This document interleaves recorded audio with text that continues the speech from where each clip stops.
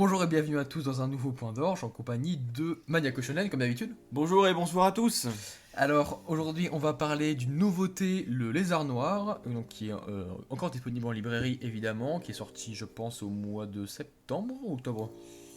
Je saurais plus dire, Voilà. bah, tu le mettras au montage au pire, tu mettras Non, je la une flemme, donc date. je pense Non, que... bah je tant pense pis, que- bah voilà, tant Voilà. pis. Donc il est sorti Il y récemment, a pas longtemps. voilà, et donc c'est Rampo Gekiga. L'anthologie donc proposée par le Lézard Noir qui regroupe deux histoires courtes, donc deux nouvelles qui sont l'île Panorama, très fameuse nouvelle de Rampo Edogawa, du fameux romancier. Donc cette nouvelle, l'île Panorama, est proposée par Kazuo Kamimura, qu'on connaît très bien en France et qui a eu le droit à de très belles publications françaises. Et la deuxième histoire qui sont Paysages infernaux, proposé par Jiro Kuwata, qui lui par contre a eu beaucoup moins de chance puisqu'il n'est jamais paru en France. Ouais. Si mes souvenirs sont bons, on est d'accord. Ouais, non, ouais, clairement. Voilà. Et donc voilà, on va parler un petit peu de cette anthologie, de ce qu'elle vaut, de l'édition globalement. Et en fait, comme je ne vais pas vous mentir, on n'a pas énormément de choses à dire sur le contenu même et les histoires parce qu'elles sont juste très très bonnes. On va surtout parler de la proposition du Lézard Noir, de ce que ça implique et de de l'originalité de l'ouvrage. Déjà du concept, qu'est-ce que c'est Rampo Gekiga? Parce que tu nous as parlé de Edogawa Rampo et de deux propositions faites par deux auteurs différents. Donc ça c'est le premier tome sur 3, donc les deux suivants vont sortir dans les mois qui viennent. Tout à fait. Mais du coup, c'est quoi le concept de base de ce Rampo Gekiga du coup? Bon alors en gros, si vous voulez, vous connaissez tous à mon avis Rampo Edogawa, si vous êtes sur cette chaîne.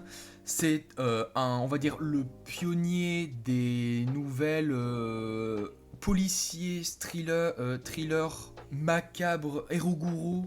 En fait, il est vraiment dans un style très particulier, voilà, dans un romantisme macabre, une poésie ténébreuse qui est très particulière et il est très dans son genre. Il est évidemment il fait figure d'autorité dans son milieu.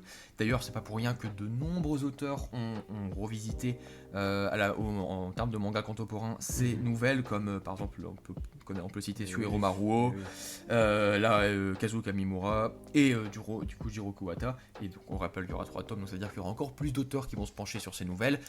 C'est-à-dire qu'il y a des auteurs qui seront dans ce Rampo Gekiga sur les 3 tomes dispersés, mais l'œuvre de Rampo est tellement diverse qu'il y a bien d'autres auteurs qui ont aussi donné leur patte à l'œuvre qui est l'univers de Rampo. Par exemple, du coup, Maruo, par exemple, ne fait pas partie de ce Rampo Gekiga, des 3 tomes. Il y a pas. C'est possible. Ah oui. Non, j'ai lu la composition des tomes 2 et 3 et il n'y a pas de Maruo, par exemple. C'est un tome qui est disponible à part. Ils sont déjà partis. Et puis c'est déjà sortis. C'est déjà une histoire assez longue. Je l'ai tout à fait. pas lu, mais donc ça se. Ce serait un tome. C'est un tome à part entière. Ça se prêterait moins à plusieurs histoires courtes. C'est sûr que la chenille est déjà un tome assez conséquent, il se prêterait pas dans une petite anthologie comme c'est le cas ici. C'est une anthologie qui est proposée à un prix de 16€, donc c'est-à-dire pour le Lézard Noir c'est un bon prix, assez accessible finalement. Et donc pour revenir un petit peu sur Rampo Edogawa, c'est vraiment une figure d'autorité dans le milieu donc du roman policier qui mélange sexualité et macabre, horrifique, et surtout jeu d'intrigue et de séries policières. Au Japon, c'est évidemment un immense auteur. En France, c'est beaucoup plus dur à saisir étant donné que ses œuvres n'ont pas forcément été toutes publiées en France, même aucune, j'en sais pas trop, mais en vrai, je pense que c'est très compliqué, je pense. Et d'ailleurs, il y avait une traduction française des œuvres de Rampo, on perdrait énormément en symbolisme. Donc non, je pense que voilà, donc c'est en tout cas une très bonne proposition que nous fait le Lézard Noir là. D'ailleurs, il y a eu très peu de communication sur ce tome. C'est vrai. Et on a été surpris de le voir débarquer d'un coup. Et quelle énorme surprise, puisque j'ai déjà lu Les Fleurs de l'Ombre de Kazuo Kamimura. Et c'était génial, absolument génial. De toute façon, on connaît tous Kazuo Kamimura, on sait tous de quoi il est capable. Il a été publié dans énormément d'anthologies, d'intégrales en France, comme Lady Snowblood, comme Le Fleuve Shannon, et d'autres très très bonnes œuvres. Et par contre, donc, comme je l'ai dit, Jiro Kuwata, on le connaît beaucoup moins. On va passer peut-être quand même vite fait à ce que ça a de... quoi ça parle en fait, tout simplement. Et après on parlera de la proposition du Lézard Noir qui est véritablement pour moi dans le paysage manga français, ce qui est le plus intéressant à évoquer concernant ce titre. En tout cas, je te laisse si tu veux bien, résumer les 2 nouvelles auxquelles on a droit. Très bien. Alors, si je ne m'abuse, parce que ça fait aussi quelques temps que j'ai lu le manga, mais l'île Panorama déjà, c'est l'histoire d'un personnage dont j'ai oublié le nom, qui fait vite comme ça. Qui prend en gros l'identité de son frère jumeau et qui est très riche et qui a beaucoup de pouvoir et qui va en profiter pour créer une île comme il l'imagine, une île très ésotérique. Comment c'est dur à expliquer parce que c'est onirique. En fait ouais. c'est véritablement une île vraiment endémique qui symbolise vraiment tout ce qu'il imagine comme étant une utopie parfaite, un monde absolument illusoire dans lequel on s'enferme et qui nous montre ce qu'on a envie de voir, simplement. Donc c'est pour ça qu'il y a des animaux exotiques absolument fous, qu'il y a des créations architecturales fantasy et du coup ça fait que la pièce maîtresse de son île dans laquelle il s'est enfermé, c'est son amour du coup, et qui est on va pas spoiler, mais en fait c'est, si vous voulez, sa femme sera la pièce maîtresse de son île et il finira broyé par son île et dans le cercle vicieux dans lequel il s'est enfermé.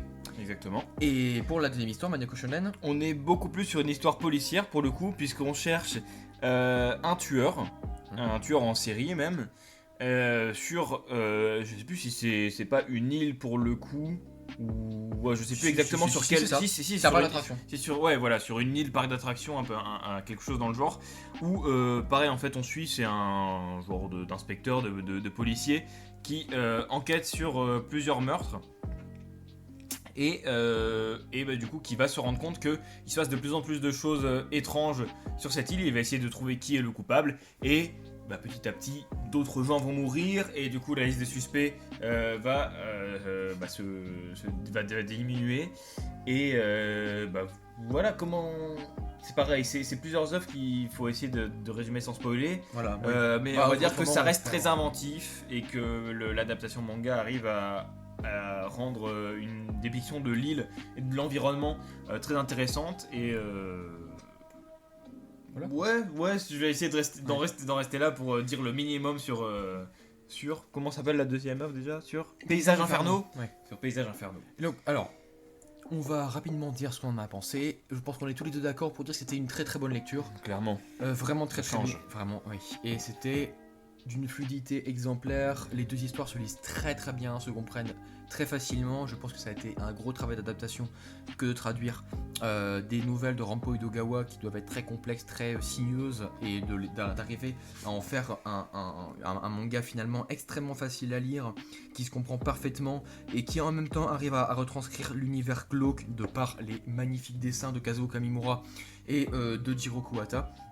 Franchement, je pense qu'il y a dû avoir des instructions concernant la cohérence graphique des 2 auteurs. Alors on sait que Kazuo Kamimura dessine comme ça, mais j'ai l'impression qu'il s'est un petit peu... Donc, oui, mais j'ai l'impression très reconnaissable. Oui, mais j'ai l'impression qu'ils se sont un petit peu concertés pour garder une certaine cohérence visuelle dans ce tome, parce que j'ai lu moi j'ai lu que Les Fleurs de l'Ombre de Kazuo Kamimura, et j'ai lu que le premier tome d'ailleurs, mais je peux vous dire que le dessin est encore un petit peu différent, et je pense qu'ils ont dû avoir quelques instructions de l'éditeur ou de l'organisme chargé de la production de cette anthologie, et je pense que ça a pu être, on va dire, ils ont dû avoir je sais pas, un cahier des charges peut-être pas, mais en tout cas certaines dispositions qui ont dû les conduire à limiter leur dessin, ou en tout cas à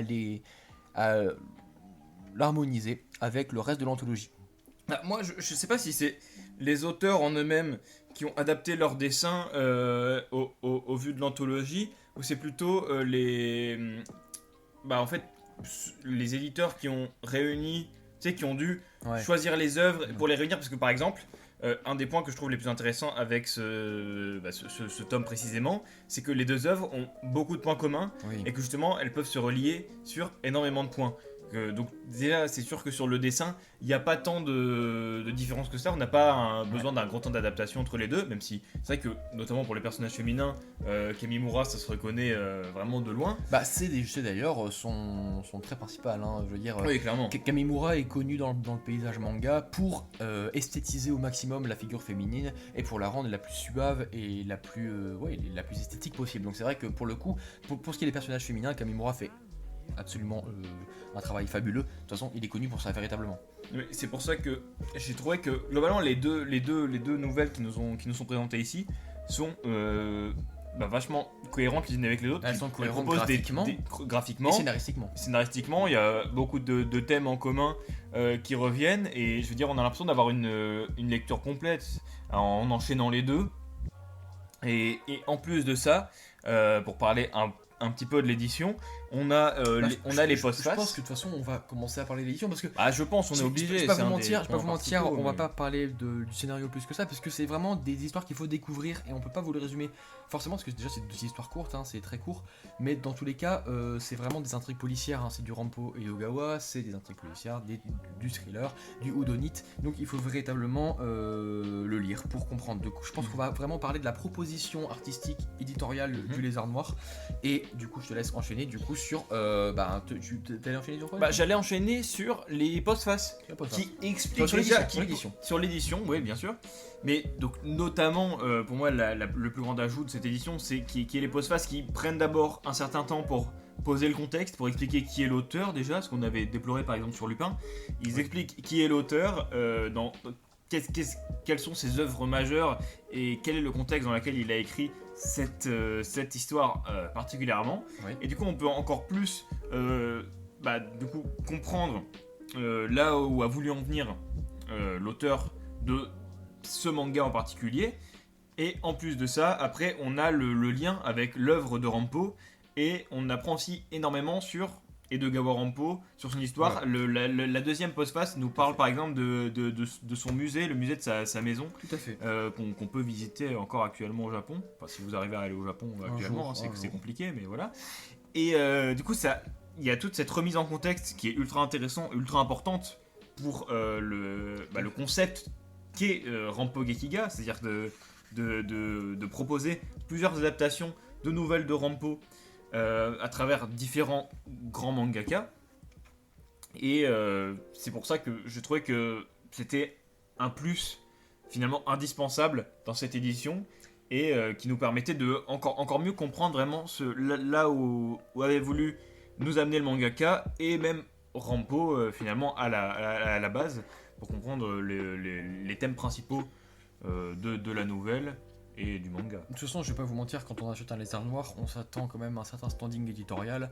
On s'attend à ce qu'il y ait des pré- ou post-face, à ce qu'on ait une remise en contexte, à ce qu'on nous explique qui est Kazuka Mimura, qui est Jiro Kuwata, et bien sûr Rampo Edogawa, qu'on apprenne un peu plus sur les auteurs. C'est véritablement la plus-value de ce genre d'édition, et ce qui explique son prix aussi, évidemment, parce qu'on imagine que les propos recueillis de la part des auteurs, évidemment, ça a dû coûter un certain prix aussi de se déplacer, de les avoir en interview, de les avoir, etc.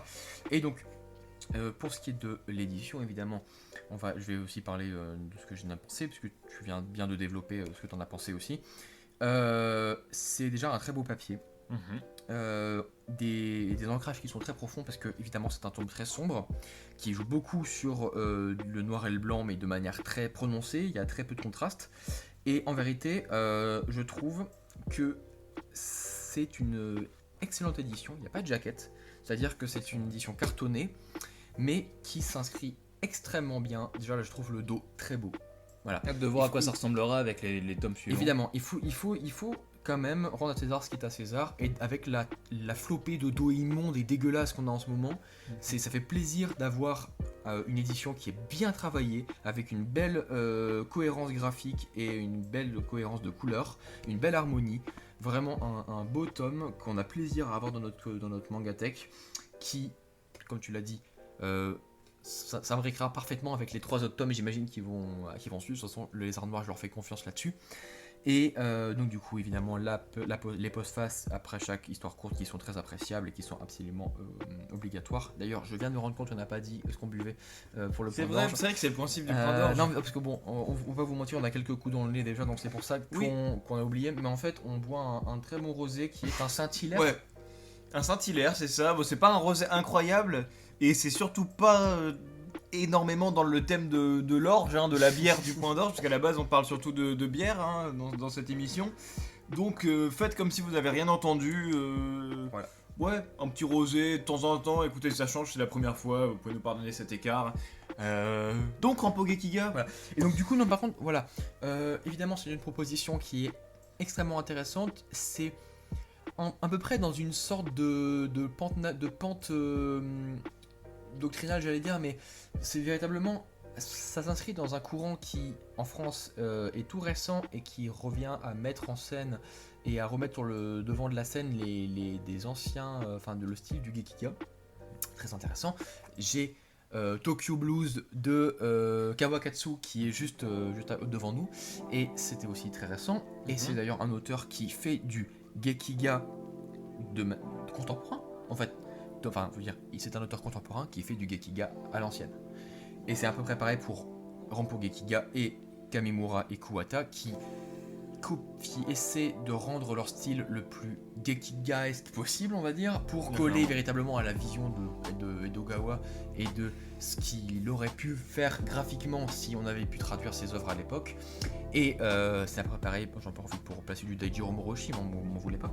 Pour ce qui est de Daijiro Moroshi, c'est tout pareil en fait. Bon, c'est sorti il y a 15 ans, bon ça n'a rien à voir. Mais si vous voulez, c'est pareil, c'est un auteur contemporain qui a un style très daté, vraiment du style Gekiga de l'époque, des années on va dire 60, 70 maximum.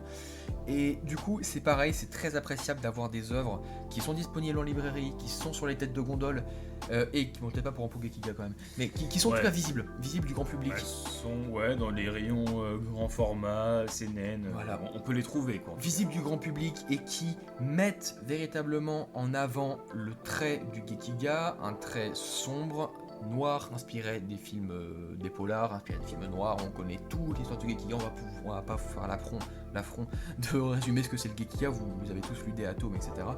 Et non, c'est vrai que là pour le coup, je trouve ça très intéressant d'ailleurs de sortir une flopée de 3 anthologies sur le sujet.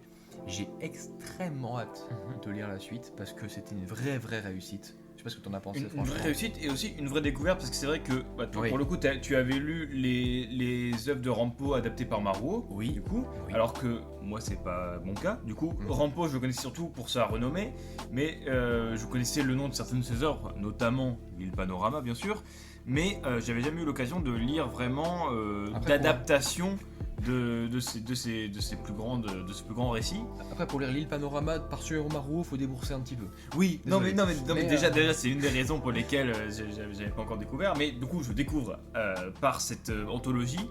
C'est un très bon moyen. Et c'est vraiment, j'en suis heureux parce que franchement, rien à dire sur cette édition comme on l'a dit. Les 2 premières nouvelles sont une vraie réussite, et franchement ça forme un tome qui est très cohérent et très appréciable, une lecture pas non plus tant rapide que ça, tu vois, ça se lit vite, je veux dire c'est une lecture correcte quoi. Au niveau du temps, et franchement qu'on apprécie, qu'on voit pas passer en fait, tout simplement. Non, c'est vrai. Donc moi c'est une proposition que je trouve très intéressante et que j'attends les tomes suivants pour pouvoir encore ingurgiter d'autres histoires de Rampo, pouvoir encore mieux connaître l'auteur, parce que ça nous laisse une vision assez simple de l'auteur, dans le sens où c'est 2 œuvres qui restent, non mais en plus 2 œuvres qui restent plus ou moins dans le même thème, tu vois, de cet espace ésotérique. Alors justement, je voulais rebondir sur ça, parce que à chaque fois, en ayant lu La Chenille et l'île Panorama de Maruo et du coup cette anthologie, je peux vous dire que j'ai du mal à cerner Rampo encore. Et je me dis, qu'est-ce que ça donnerait si je lisais les écrits originaux de Rampo Edogawa. J'aimerais beaucoup, parce que en fait, avec tous les sons de cloche que j'ai au niveau des adaptations, je me dis, déjà, que autant d'immenses auteurs s'intéressent à Rampo, ça veut dire que le truc doit être incroyable, mais je me dis, qu'est-ce que c'est que le matériau original du coup? À quoi ça ressemble finalement? Et pourquoi est-ce qu'il fascine autant? Bon, j'aimerais bien que ce soit traduit en français évidemment. Oui, mais bien traduit en français en plus. Ouais. Mais voilà, c'est vrai que du coup, ça me donnait énormément envie de lire du Rampo Edogawa. Je me contenterai, je pense, toute ma vie, ou en tout cas pendant un long moment, des adaptations de nos auteurs préférés. Mais c'est vrai que, comme tu l'as dit, je trouve en tout cas que la narration est parfaite. À aucun moment je trouve qu'il y a des longueurs ou des moments qui sont rushés. Je trouve que c'est absolument parfait. On a l'impression d'être devant un film en fait. J'ai l'impression que tellement c'est bien fait et ça coule de source la plupart du temps. Ultra fluide. C'est ultra fluide, c'est parfait. Et donc je pense qu'il est temps de conclure sur ce Rampo Edogawa. Sur ce Rampo Gekiga. Bah voilà. Excusez-moi pour cette erreur, mais en tout cas, on peut que vous conseiller de découvrir cette œuvre, cette anthologie, cette proposition très alléchante du Lézard Noir qui de toute façon n'en finit pas de proposer que de la qualité. C'est sûr. Voilà, et en plus à un prix qui est correct comme je l'ai dit tout à l'heure. Et écoutez, si vous êtes encore là, merci beaucoup. Merci. Ça aurait été un point d'orgue pas si long que ça pour une fois. Oui, mais en même temps si on parle pendant 45 minutes de Rampo Non mais on peut le noter quoi. C'est-à-dire que c'est pas un point d'orgue où vraiment là on. Mais je fais exprès un peu de contexte. Non mais c'est pour ça, mais c'est cool. C'est cool. Non, mais je trouve que ça change, tu vois, c'est une bonne. Oui, mais dis-toi que pour YouTube, 22 minutes c'est énorme déjà. C'est vrai, mais pour nous c'est vraiment là c'est le minimum qu'on puisse faire. Vraiment là on reste pas non plus en surface, on a quand même dit un peu tout ce qu'on avait à dire, parce qu'on a essayé de se dépêcher, mais. Ben ouais, on a parlé des histoires. Ça fait une bonne vidéo, voilà. Franchement. On espère que ça vous aura donné envie de découvrir cette anthologie et cette proposition du Lézard Noir. On vous dit à très bientôt sur la chaîne avec Maniaco Shonen. Ciao. Bye tout le monde, salut!